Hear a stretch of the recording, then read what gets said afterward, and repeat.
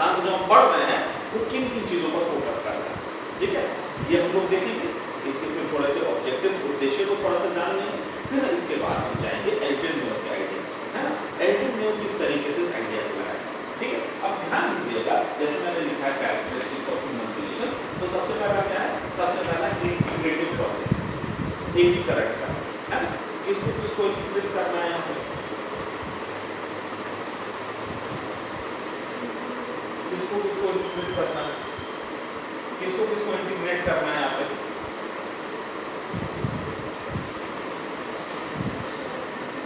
मनुष्य मनुष्य है, दूसरे उत्पादक और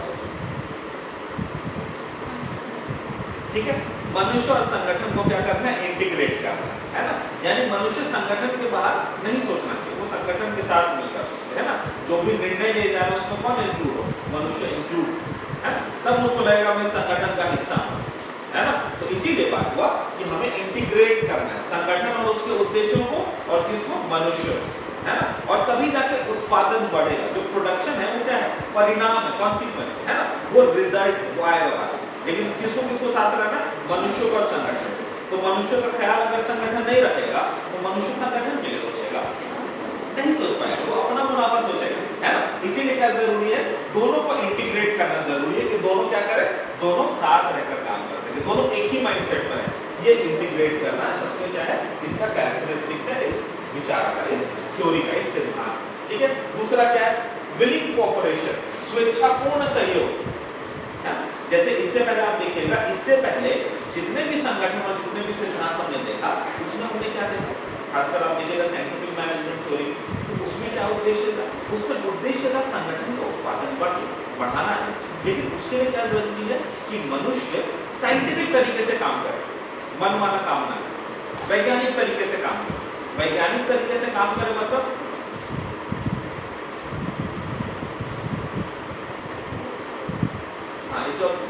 किस दृष्टिकोण से सोचे, प्रोडक्शन के दृष्टिकोण से सोचे, उत्पादन के दृष्टिकोण से, मनुष्यों को वैज्ञानिक काम करना, है ना।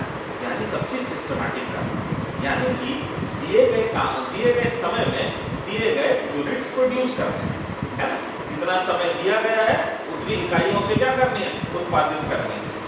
यानी वो कैसे काम कर रहा है, मशीन की तरह काम कर रहा है ना। अब जैसे आप लोग क्लासरूम में बैठते हैं तो दिन भर बैठ के पढ़ते रहते हैं, क्या होता रहता है, बीच में प्यास लग गया है, बीच में दोस्त कुछ बोल दिया है ना, होते रहता है। और उसी से ह्यूमन कंडीशन बना रहता है, जिससे आप लोग क्या कर रहे हैं, जिसके कारण आप लोग सही तरीके से पढ़ पा रहे हैं। अगर ये सारी चीजें हम बंद कर दें और बोले मशीन की तरह बैठकर पढ़ो, क्या होगा, कुछ नहीं जाएगा, है ना, कुछ नहीं जाएगा। यहाँ तक क्या होगा कि शायद मैं भी बोर हो जाऊँ आप लोगों देख के, है ना। अगर आप लोग क्या करें, एकदम बस पढ़ना है ना।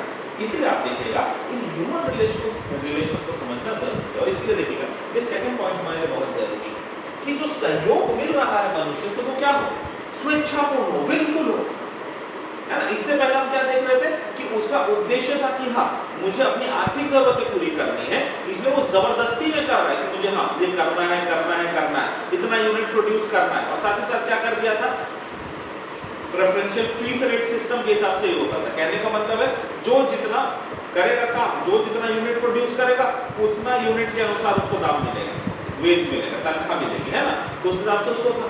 तो इसमें क्या कर दिया गया कि हाँ मनुष्य को जब आप समझिएगा तो वो क्या करेगा, और खासकर समझिएगा, उसकी जरूरतों को समझिएगा, उसके पर्सनल नीड्स को समझिएगा, और पर्सनल नीड्स को समझिएगा तो क्या करेगा, वो स्वेच्छापूर्ण सहयोग करेगा।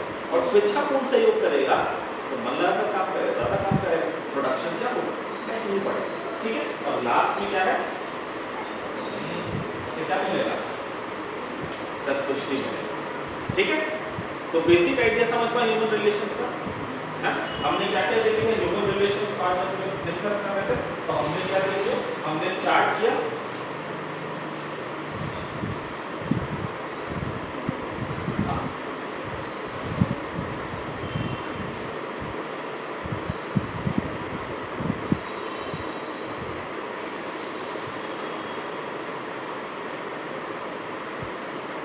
हम लोग ने स्टार्ट कहां से किया था, तो हम लोग ने स्टार्ट किया था एलिमेंट से, यही लिख देते हैं।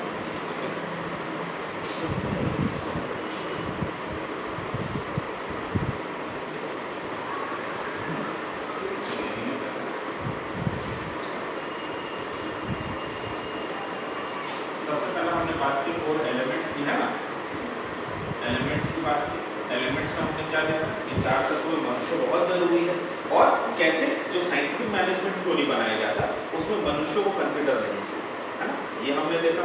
उसके बाद हमने क्या देखा, तो उसके बाद हमने देखा कि इंडस्ट्रियलाइजेशन आने के साथ ही साथ कैसे और मनुष्य की स्थिति और क्या होने लगी, मशीन की तरफ बनने लगी, है ना, मशीन से इंडस्ट्रीज ये ज़्यादा महत्वपूर्ण हो गए। उसके बाद हमने कुछ इसकी परिभाषाओं को देखा और कैसे हमने देखा कि इसमें हम ह्यूमन रिलेशंस में ह्यूमन फैक्टर पर फोकस करते हैं, मानवीय पक्ष पर जोर देते हैं, मानवीय पक्ष पर जोर देते हैं, human side of the organization पर जोर देते हैं, इन सारी चीज़ों पर चर्चा किया। उसके बाद हमने देखा कि इसके कैरेक्टरिस्टिक्स क्या हैं, किन किन चीज़ों पर फोकस करें, ठीक है।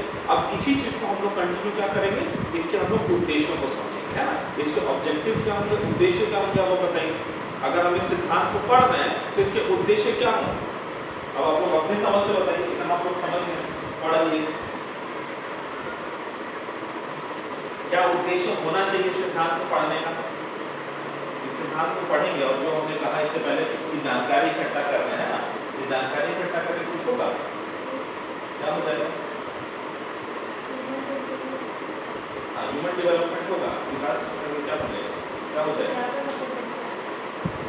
ठीक है। अब देखिए बार बार याद करेगा, ह्यूमन रिलेशंस पढ़ रहे हैं तो हमारा फोकस क्या है, दो चीज, संगठन का उद्देश्य, व्यक्तिगत जरूरत, ठीक है, व्यक्तिगत जरूरत। अगर मौका मिलेगा तो यहाँ जितने लोग सब लोग आराम से क्या करेंगे, पेड़ के नीचे सो जाएंगे, है ना, लेकिन क्योंकि हमारी जरूरत है इसलिए हम क्या करते हैं, काम करते हैं, है ना, ठीक है। तो इसीलिए मैंने कहा कि हमें दो चीज समझना है, व्यक्तिगत जरूरतें और संगठन के उद्देश्य, है ना।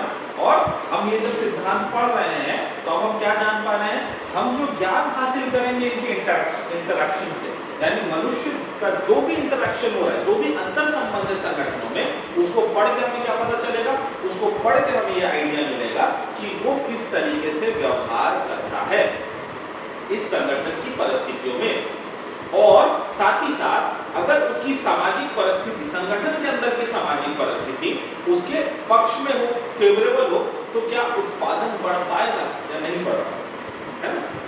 तो हमें क्या ध्यान देना है कि हम, और जैसे अध्ययन भी हुआ तो पता चलेगा कि हाँ, सामाजिक परिस्थिति जैसी है उत्पादन में सहायता करती है, और इसीलिए इसका उद्देश्य जो ऑब्जेक्टिव होगा क्या होगा कि मनुष्य को इंटीग्रेट करें उसमें, है ना, उसकी जो भी समस्याएं उसे सुलझाने का प्रयास किया जाए, है ना। तो इस तरीके से ह्यूमन रिलेशंस थ्योरी का ये एक एस्पेक्ट है।